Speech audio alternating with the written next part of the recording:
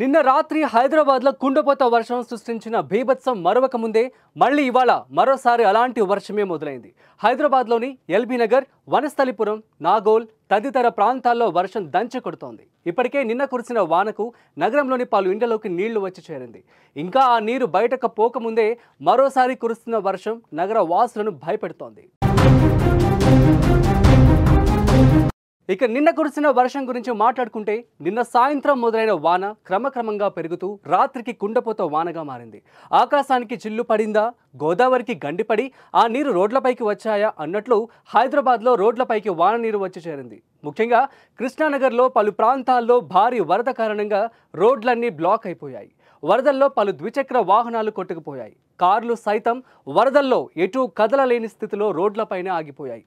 ఇలా సుమారు గంటల తరబడి ఎక్కడి వాహనాలు అక్కడే నిలిచిపోయాయంటే అర్థం చేసుకోవచ్చు వర్షం ప్రభావం ఎలా ఉంది అనేది.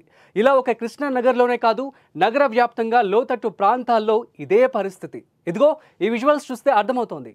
అయితే ఇంకా నిన్నటి వర్షం నుంచి నగరవాసులు తేరుకోకముందే మరోసారి నగరానికి భారీ వర్ష సూచన హెచ్చరికతో జీహెచ్ఎంసీ, డిఆర్ఎఫ్, హైడ్రా సిబ్బంది అలర్ట్ అయ్యారు.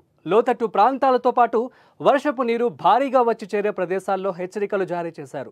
వర్షం తగ్గే వరకు ఏదైనా అత్యవసరం అయితే తప్ప బయటకు రావద్దంటూ హెచ్చరించారు.